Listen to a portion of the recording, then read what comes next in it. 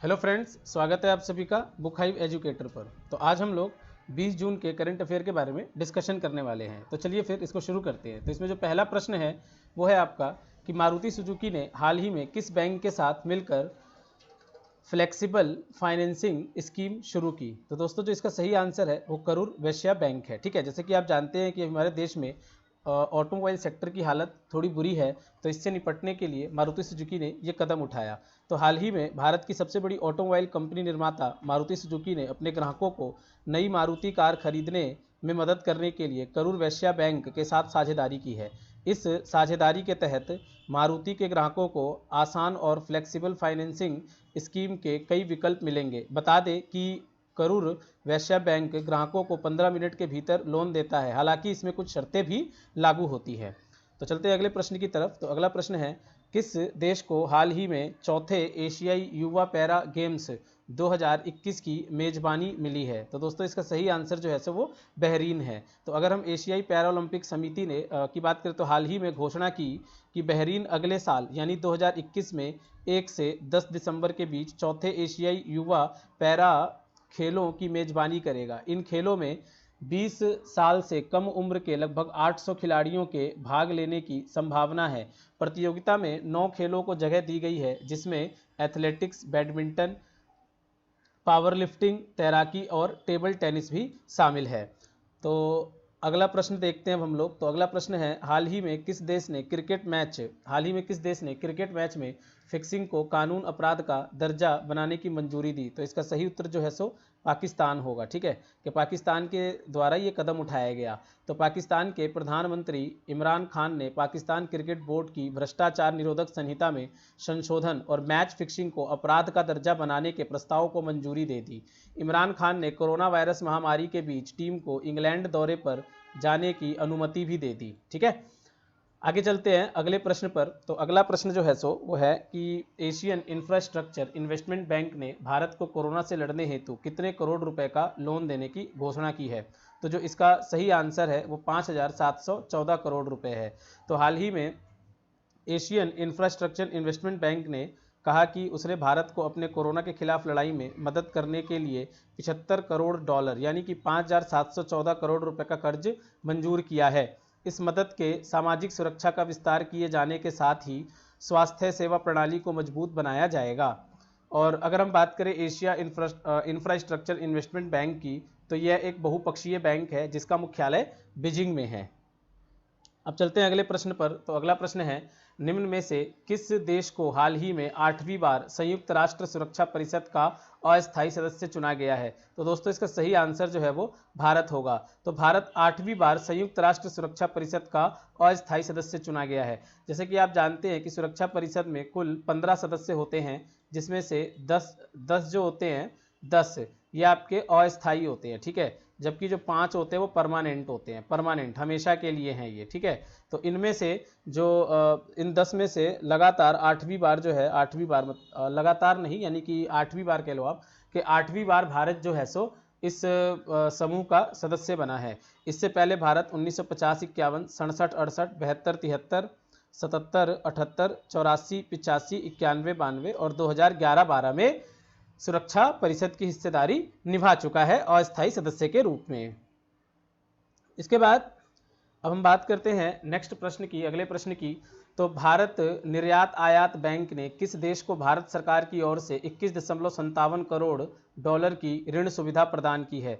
तो इसका जो आपका सही आंसर होगा दोस्तों वो होगा मलावी। ठीक है, तो अगर हम इसकी बात करें तो इस सहायता का इस्तेमाल पेयजल आपूर्ति योजनाओं और अन्य विकास परियोजनाओं पर किया जाएगा। ठीक है, मालावी सरकार को अब तक जो है सो 39.57 करोड़ रुपए की कुल 5 ऋण सुविधाएं प्रदान की जा चुकी है। ठीक है, तो ये आपका इंपॉर्टेंट पॉइंट हो जाता है यहाँ पर। और इसमें एक्सिम बैंक की एक बहुत बड़ी भागीदारी है। तो अगले प्रश्न को देखें। तो अगला प्रश्न है, वह केंद्रीय मंत्रालय जिसके द्वारा यौन अपराधों के लिए जांच ट्रैकिंग प्रणाली नामक निगरानी पोर्टल आरंभ किया गया। तो इसका आंसर उपरोक्त दोनों होगा, क्योंकि ये केंद्रीय गृह मंत्रालय और महिला एवं बाल विकास मंत्रालय दोनों के ही द्वारा इसकी शुरुआत की गई। ठीक है, तो इसके एक्सप्लेनेशन पे अगर हम जाएंगे तो हाल ही में केंद्रीय गृह मंत्रालय और महिला एवं बाल विकास मंत्रालय द्वारा संयुक्त रूप से यौन अपराधों के लिए जांच ट्रैकिंग प्रणाली ITSSO नामक निगरानी पोर्टल आरंभ किया गया। यह यौन अपराधों की जांच के लिए एकीकृत मॉड्यूल है जो कानून प्रवर्तन एजेंसियों के लिए सभी स्तरों पर उपलब्ध होगा। ठीक है, चलते हैं अगले प्रश्न की तरफ। तो अगला प्रश्न है हमारा कि national board of wild life द्वारा कितनी भारतीय प्रजातियों को लुप्त प्राय प्रजाति के रूप में नामित किया गया। तो दोस्तों इसका सही आंसर 21 होगा। ठीक है, कि हाल ही में 21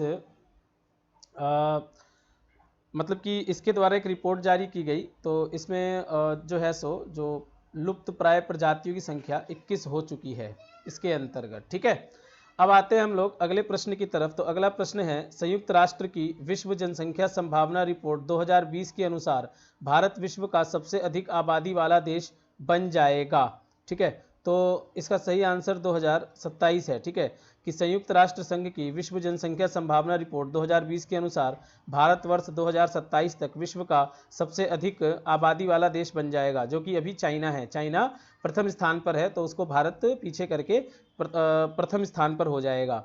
और इस रिपोर्ट के अनुसार भारत की आबादी वर्ष 2020 तक कुल 1.37 बिलियन हो जाएगी।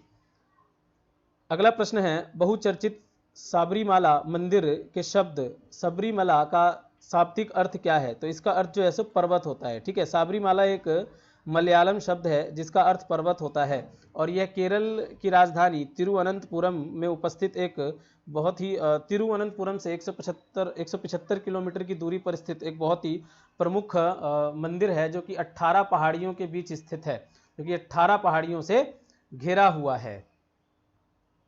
अब दोस्तों, अब हम चर्चा करते हैं कि आज ही के दिन कुछ ऐतिहासिक बिंदुओं पर। ठीक है, आज के दिन जो भी ऐतिहासिक बिंदु रहे हैं विश्व भर में, अब हम इन पे चर्चा करते हैं। तो चलिए इनके बारे में जानते हैं। तो 1858 में ग्वालियर पर ब्रिटिश सेना का कब्जा और इसके साथ ही सिपाही विद्रोह का अंत हुआ। जैसे कि 1857 की जो क्रांति शुरू हुई थी वो यहाँ पे अंत हुआ आके।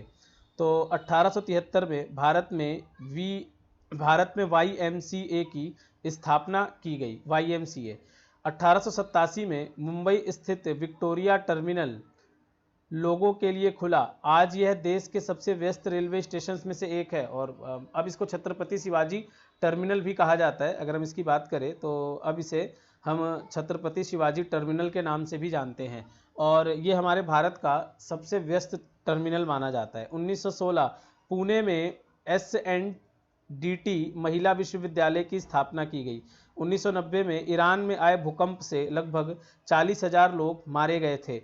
1994 में ईरान की मस्जिद में बम विस्फोट से 70 लोगों की मौत हुई। 1998 में विश्वनाथन आनंद ने व्लादिमीर कैमनिक को हराकर पांचवा परफेक्ट क्लासिस शतरंज टूर्नामेंट जीता। इसके बाद अगले पॉइंट को देखें तो सन 2000 में काहिरा में समूह 15 देशों का 10वां शिखर सम्मेलन संपन्न हुआ। 2001 में जनरल परवेज मुशर्रफ पाकिस्तान के राष्ट्रपति बने। 2002 में पाकिस्तान ने अशरफ जहांगीर काजी को अमेरिका में अपना नया राजदूत नियुक्त किया। 2002 में अमेरिकी कोर्ट ने मानसिक रूप से बीमार अपराधियों की फांसी की सजा पर रोक लगाई। 2005 में रूस मालवाहक या NM-53 अंतर्राष्ट्रीय अंतरिक्ष स्टेशन पहुंचा। 2006 में जापान ने अपनी सेनाओं को इराक से वापस बुलाने का निर्णय लिया। तो ये आपके सभी के सभी ऐतिहासिक बिंदु हो जाते हैं इस दिन के। ठीक है, तो दोस्तों अब हम लोग अगले वीडियो में फिर मिलेंगे नेक्स्ट करंट अफेयर के साथ। तब तक आप इसे कवर कीजिए, अपना ख्याल रखिए। Good bye.